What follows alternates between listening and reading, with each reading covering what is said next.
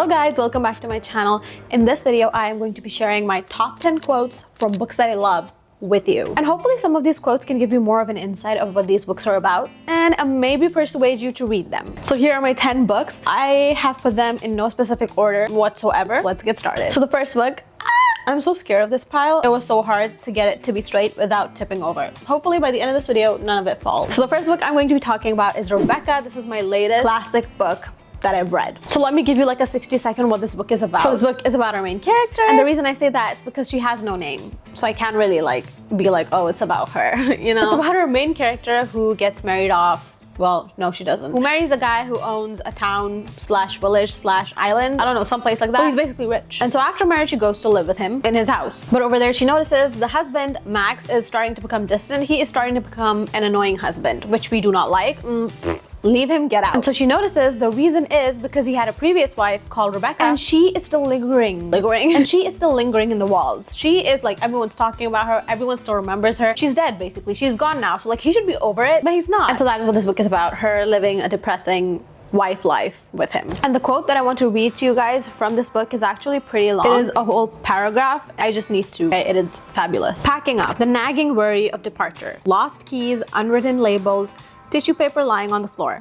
I hate it all. Even now, when I have done so much of it, when I live, as the saying goes, in my boxes. Even today, when shutting drawers and flinging wide a hotel wardrobe or the impersonal shelves of a furnished villa is a methodical matter of routine, I am aware of sadness, of a sense of loss. Here I say we have lived. We have been happy. This has been ours, however brief the time. Though 2 nights only have been spent beneath a roof, yet we leave something of ourselves behind. Nothing material, not a hairpin on a dressing table, not an empty bottle of aspirin tablets, not a handkerchief beneath a pillow, but something indefinable. A moment of our lives, a thought, a mood. If you didn't already decipher it, she was talking about staying at a hotel. And the kind of sadness you get when you have to leave a hotel room because you've spent such great times there and had such great memories, and now you have to go back home. Even though there is a bit of a relief that you're going home, you're gonna be home finally, you're gonna relax. But it's also like, oh my god, I'm leaving a piece of myself behind, as she said. And I just thought the author described something that I don't think any one of us ever thinks of putting into words. Like, I know we're like, oh yeah, we felt sad when we left the hotel. But the way this was described, it's like, how did you know what I was feeling in my brain as I was leaving the hotel? Like literally, as you can see, the comment I have next to this is wow. Because I was like, I read that and I closed the book and I was like, wow. If that big quote doesn't tell you much about this book, I don't think anything will. This book is the definition of beautiful. It's the definition of beautifully written writing. There are literally so many quotes that I've highlighted in this book that it would take us a whole video to discuss. So I'm not gonna do that, but all of them are basically describing mundane tasks, describing very casual things that happen day to day, but it's like said in such a poetic way. It's like when you listen to a Taylor Swift song and you're like, how did she put that into words? How did she know that is how I was feeling? This is the book version of that. And I know I shouldn't, we're just doing one quote from each book, but I think I should share this with you. So there's another quote that is, and a peasant girl in a black shawl waved to us. I can see her now, her dusty skirt, her gleaming friendly smile, and in a second we have passed the band and could see her no more. Already, she belonged to the past. She was only a memory. It's like you are living in a moment and you're like, this moment will actually no longer be this moment because it will be in the past. Just like me talking to you right now. This is just live just for now. It's gonna become a memory later. It's gonna become a part of past. And that is, life is so complicated, honestly, and it is so sad and beautiful and all of that. And I think that quote really captured all of it. So I don't like classics, but this book I love. Next book is The Invisible Life of Addie LaRue. Who is this about? Well, the name is in the title. This book is about Addie LaRue. Something's going wrong in her life. She just wants to escape from that. So she makes a deal with the dark that, you know, help me. I just want to like disappear from here. I do not want anyone to know that I exist because they are torturing me. And so he's like, okay, cool, whatever. I'll do what you say. And what does he do? Turns her invisible. Invisible as in she can live her life. She can literally live for however long she wants. But every time she's in a room with people and she talks to them, you know, obviously they're gonna remember her at that time. But as soon as a door closes and she's separated from that person, they forget everything about her. Literally, I could not live like that. So that is the only catch of living forever. Another book with so many beautiful quotes, but I had to choose one, so this is the one I chose. Freedom is a pair of trousers and a buttoned coat, a man's tunic and a tricorn hat. If only she had known. The darkness claimed he'd given her freedom, but really, there is no such thing for a woman. Not in a world where they are bound up inside their clothes and sealed inside their homes. A world where only men are given leave to roam. If you're a woman watching this, you're just shaking your head slowly. You're like, The point where I instantly connected with this book is where Addie LaRue was dissing men all around. I'm sorry, that was just the part I liked. And then seeing this quote, I was like, another very well explained life of a woman. Like, how true is it? Like, for a man, everything is easy. He can go out at night. He can do whatever he wants as he pleases. It is exactly how she's put it. You being manly, you'll be fine. This book changed my life on so many levels. Another beautiful book. Also, the way it's written, there are some parts of this that are very much as if you are in the brain of Addie LaRue. Like, having those anxious thoughts, the way they are put into paper, the way they are formatted onto the paper is like, wow, my anxious thoughts on a piece of paper. I see them. Like, if she's breathing, she's like, breathe, breathe. Like, she's saying it because like that's what she's doing. And so we're literally in her mind. So if you want to read more quotes that are against men, read this book. The next book I have is Worst Idea Ever. So this book is basically about two best friends, Georgia and Lydia. So Lydia has started an online business and her best friend Georgia wants to help her, get her sales up. So she pretends to be her very first customer and purchases something. And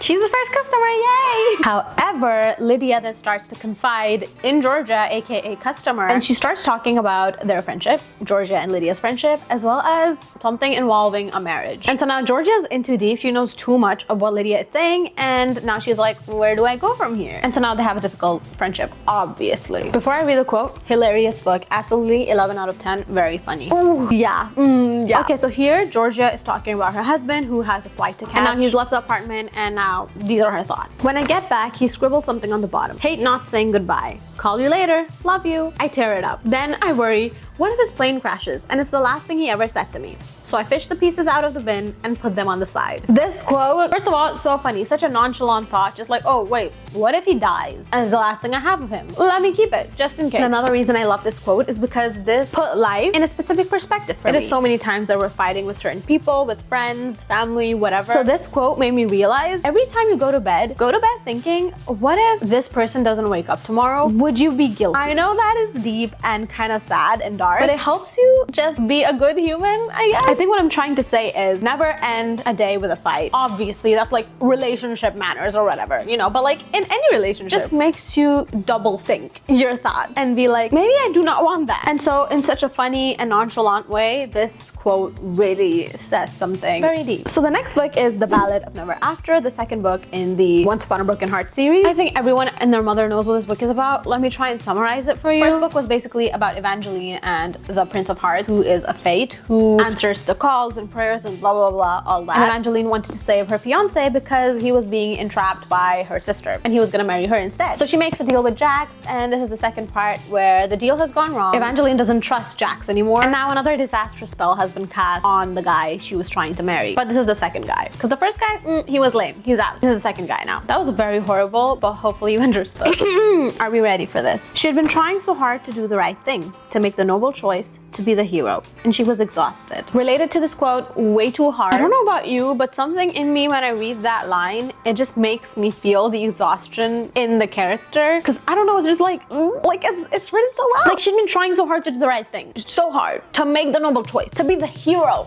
And she was exhausted. She cannot be the phoenix anymore. How many times have you felt that way? I'm sure every day. I just related to this quote a lot, which is why I underlined it. Because it really put the thought of being exhausted, but not just like physically exhausted, just like from the inside. Being exhausted of doing everything that you're doing, of keeping up, of keeping the ship sailing, as they say. And it's just like, I know I have to do it. I know I'm the one responsible for keeping this ship afloat. But I just want to dip. And like, I just want to jump in the ocean and just kind of like crawl away, And there's another quote that I absolutely love. Children treat their toys better than you've treated me. Cue My Boy Only Breaks His Favorite Toys by Taylor Swift. Honestly, I was like, this is so funny, but also such a great insult. Like, are you a child? Like, you're not even a child, because a child plays better with his toys. You, my friend, you are out of this world. But in a bad way. This book has some of the most non-serious quotes ever, but in those non-seriousness of the lines, there's such important messages and just such beautiful things. So that was that book. The next book is Glass Houses. This book is basically about two sisters, one really successful, one who just lost her job. And so she lost her job, so she goes to stay with her sister. But as she stays there, she's just getting more and more depressed, and now she wants to get out of it. Well, she doesn't really want to, but people force her. They'll be like, you need help. And so a part of that help, she basically joins this group where they go and make plants. No, they do not make plants. They go and plant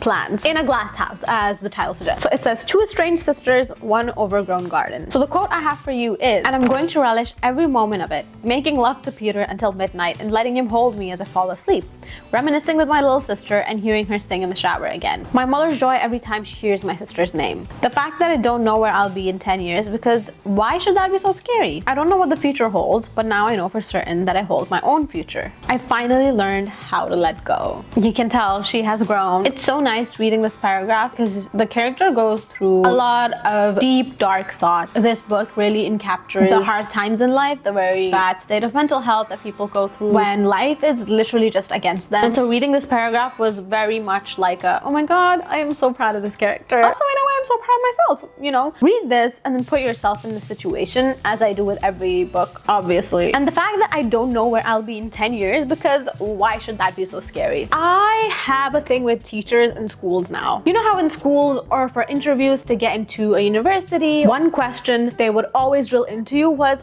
where do you see yourself in 5 years or in 10 years? I think, how dare you? How dare you pressurize me so much at such a young age? I am literally a child. I am in school. I am currently just worried about the English assignment I have to submit tomorrow because my teacher sucks and I do not know what to do. And you want to know where I will be in 5 to 10 years? Because life just changes so fast these days. Someone can want to be an artist today, tomorrow they'll want to be a chef, and the other day they'll feel like being a farmer, because life just calls to you at different times. And so for schools to expect me to be like, actually want to be a chef, and in 10 years you will come to my restaurant and I will cook you food. No, you don't know that.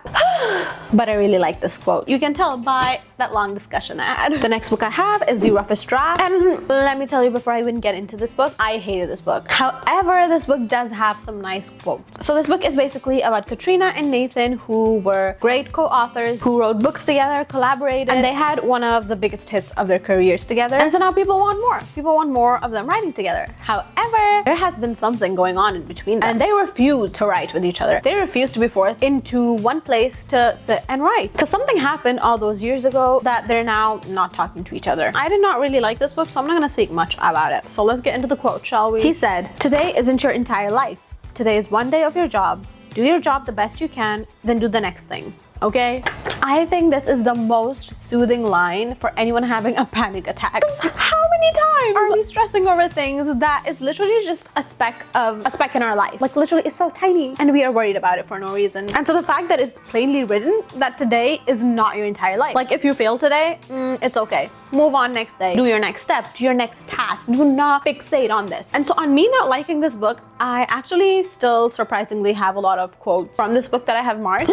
Oh my god, and this book is actually co-written as well by the husband and wife. Our pile is growing. Okay, so the next book I have is Fourth Wing. I actually have so many, maybe like 10, 11 quotes in this. It was very hard picking one, but let me read it to you. Another motivational quote. I think I maybe am just in need of help. Okay, so the quote is, "But you've already made it this far." Ah! No, we're gonna start over. "But you've already made it this far." Ah, there she is, the little voice that's been riding my shoulder lately, daring to give me hope that I might actually survive presentation. I just found out that this line is just so rare, especially in my brain. Like a voice in your head being like, oh my god, but you reached here, you actually did it. Like, but you've already made it this far. How many times today have you said that to yourself? I'm waiting, count, come on. Even though this is a fantasy book, it has lots of quotes which are so great for when you're self-deprecating, you will be motivated. Because our main character in itself, Violet, is having issues. She does not believe in herself. It's very hard for her to be like, oh my god, I'm actually here and I'm actually doing well. Oh my god, look at me. I just started reading what the quote was and I didn't actually tell you what the book is about because I just automatically thought you would know because it's Fourth Wing. Everyone knows. This book is basically based on Violet, who is sent to this brutal college where you're either a scribe or a fighter. Not a fighter, a writer. She wants to be a scribe. She wants to be with the books. She wants to read she wants to work in the library. However, she is forced to go into being a writer. And now she has to fight, kill people, and prove to everyone that she actually deserves to be there. Because she's actually very physically weak at the start. And so everyone's like, you won't be able to do this, girl. You won't. Just go home. Go home. Hence that quote I just read to you. Ooh, how am I gonna fit this book on top of all these thin books? It's wobbling. Okay, so the next book I have is Love Lockdown. So literally the cover says it all. This book is about 5 couples, 1 week, a love story like no other. So it follows the love stories of 5 couples in lockdown. Love lockdown. This quote is a little bit long, so hang in there. He doesn't cry. I watch as his posture shifts and his whole body turns rigid. His hands don't even shake. He's completely and utterly still. And then he lifts his chin. I hear the sharp, loud breath he draws in through his nose and lets out again. What right does he have to be so angry with me? To call me psycho? How can he just not have an opinion on these things? How can he just expect to go with the flow over such major life decisions? It makes me feel like he doesn't even care about the life he has with me. It makes me feel like he's settling. Like he's just with me to pass the time. It makes me feel like I'm settling. I hold myself tighter, my body hunching as small as I can make it go. Like I might somehow be able to keep my breaking heart together like this. That part when you know the guy actually doesn't want to be with you? Shocker. While reading this, I just loved seeing the realization on her face. He is settling. The lights behind you are so bright, my left eye is starting to go blind. This is how my eyes work. Open, close, open, close. And so it's so beautiful and so sad seeing that click of realization and that instant heart-shattering heartbreak that she feels. The next book we have is Just for the Summer. And if you know this book, you probably know I have lots of quotes. So this book is about Justin and Emma. They both have a curse. Whenever they date someone, they break off and those other significant others go on and marry other people and live happily ever after. Hopefully you understood that. And so now Justin and Emma find each other and they're like, what if we date each other and then break up and then we find our loved one? So that's exactly what they do. And the quote I have for you is on page 228 and it says, do you have any pictures? Nah, I want you to come see it in person. He paused.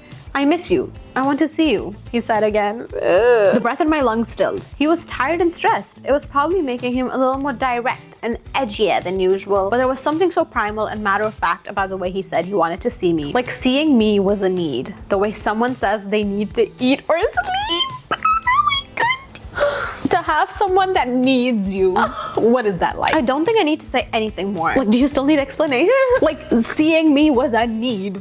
Like, he is so tired. This guy is literally so tired. He worked all day. And now he's like, I don't want to show you the pictures in person. I want you to see them. You come to me and we'll see it together. Like, it's a necessity. You can't live without it. That's all I have to say. Are you ready, guys? And the last book that I have is another book which is filled with quotes. Again, very hard to choose. And that is The Good Part. So our main character is Lucy Young. Hi!